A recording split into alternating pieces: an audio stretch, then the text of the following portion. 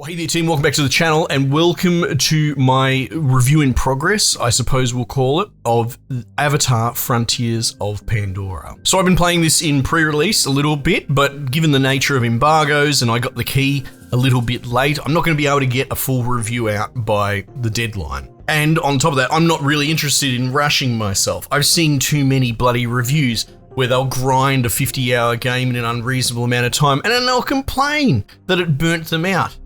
I don't know, man. This is why I'm reviewing. So yeah, at the moment, I've clocked 6 hours of this. I'll probably do 20 by the end of it, and the review will come out. It's probably just a couple of days away. And like I said, no scripts, no nothing. I'm not a big fan of reviews. That's why I'm doing reviews. It's just sort of salt of the earth, one gamer to another kind of thing. Is this game any good?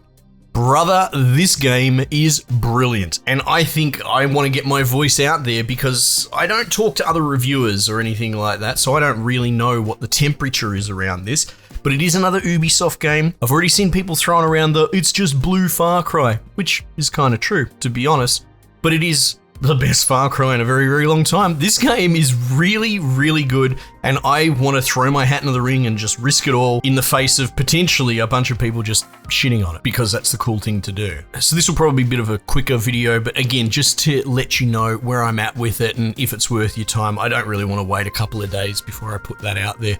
Here's the pitch. This game makes me feel like when I first played Far Cry 3 at launch. I locked myself away from the world for like a week and I was consumed by that game. It was so immersive. You didn't really think about anything else. You just got sucked into the potential of exploring the jungle and the island and all that. This is that same sensation, and I couldn't believe it. At first I was playing on a 3060 and it was having a little bit of a hard time with high and above. It ran all right on medium, but there was like some sort of shadow buffering. Like I'd come out of a pause menu and it would stutter.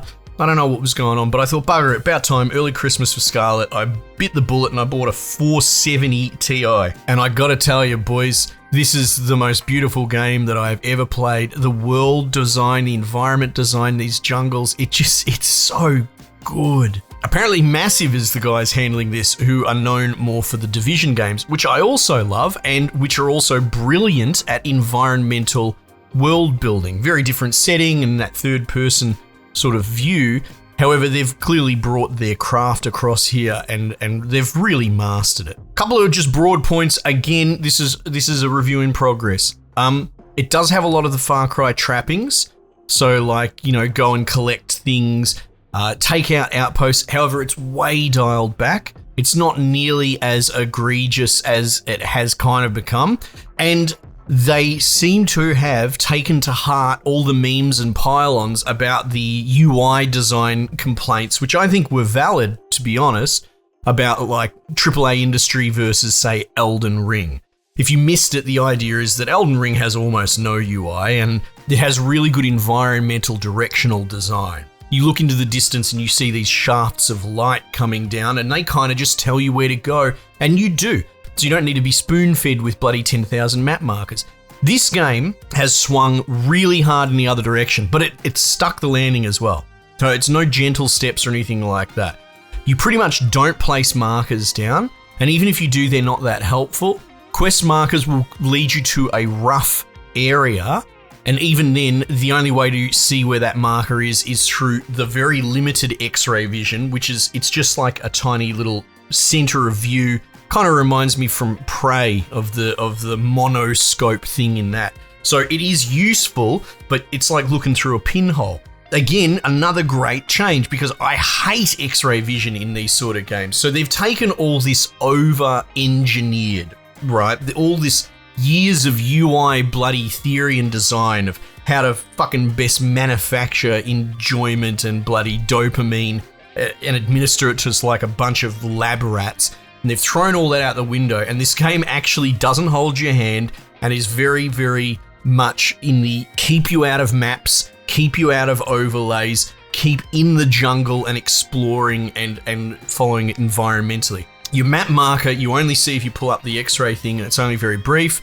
And when you get there, the mission description it won't tell you exactly, like it doesn't point you to the dude. It'll say the dude is near a waterfall on the northeast side below the vines, right? So you have to interpret that and explore it. So it's doing it a bit different to, say, Elden Ring. And I'm pretty sure this descriptive text has been something they've been trying out with things like Assassin's Creed in the past. So they've experimented with this a little bit. But the point is, the huge takeaway is that there's no cluttered UI. There's just no UI. Everything's been really stripped back. Another great example, the RDA camps, right? They're landing, we're not going to go into it too much, but essentially they're mercenary camps that you have to clear and destroy the machine. And there's a cool mini game to hacking and destroying it. The way you know about those camps is if you look in the distance, you might see a pollution smoke plume because it's a mining facility. But you're going to hear the thud, the big bang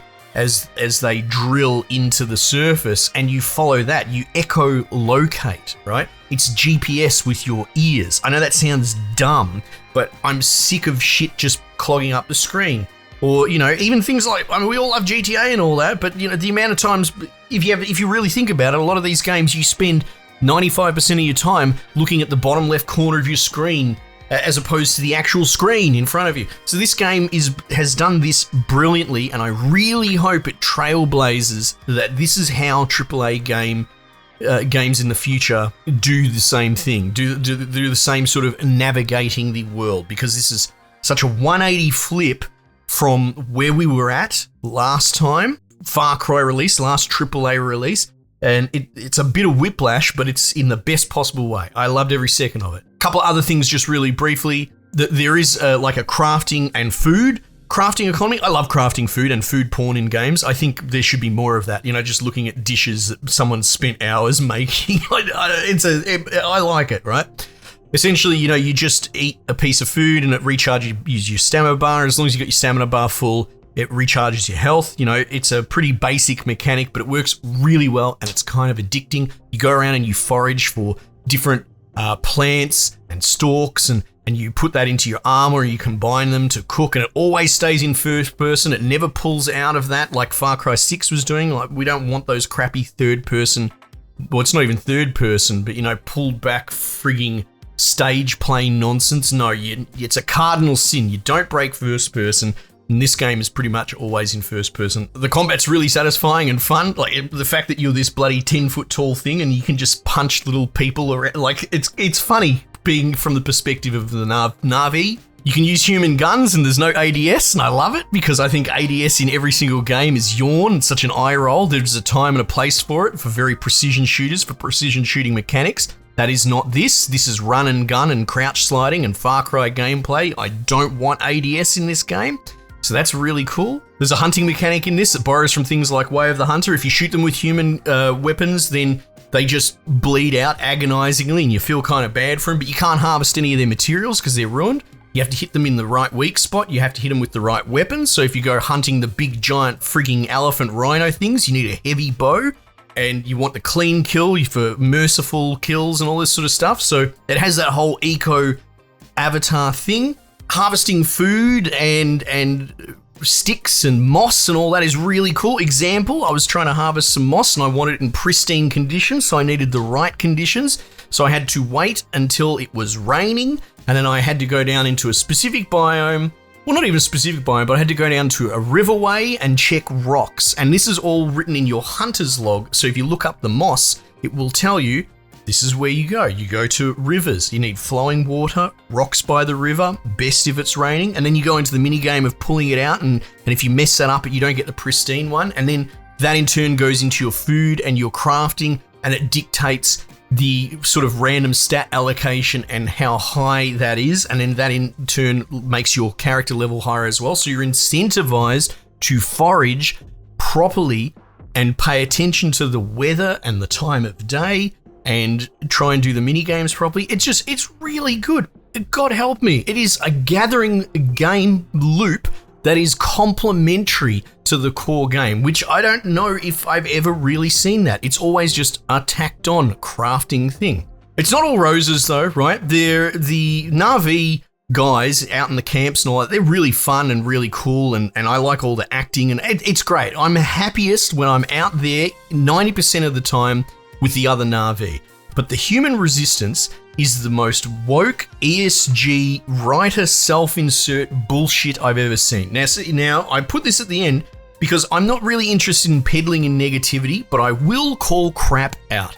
This game is brilliant. I love it. So far, I would recommend it, but I'm review forthcoming. But I'm still going to call out the monstrously obvious lack of any white men in it as any of the good guys, but I guess they're all the bloody the RDA, hoorah, Marines and all that. They've gone out of their way to make this weird multicultural melting pot. It doesn't even make sense. It does, like, if you want an all Indian camp, that's cool. Let's do that. You know, there's a dude with a turban. I want to see 20 dudes with a turban, but then explain how they're the fucking 105th Indian Regiment bloody space program that came out, and that's why they have a bloody in-group bias.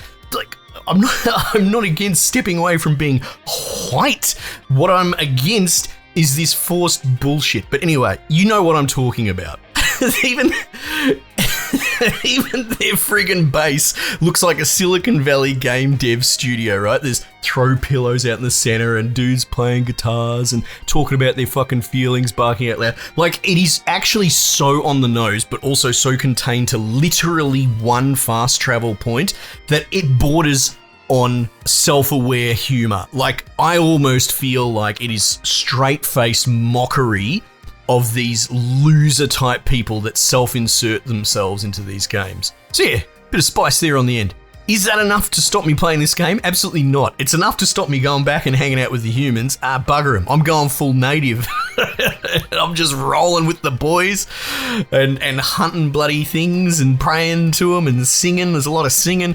Anyway, the game's really, really good. I love it, but I will still call it out for its issues. Review will be forthcoming. This went on a little bit longer than I thought it would. But yes, I am absolutely smitten. I think this is great, and I'm very curious to see what other people have to say about it too.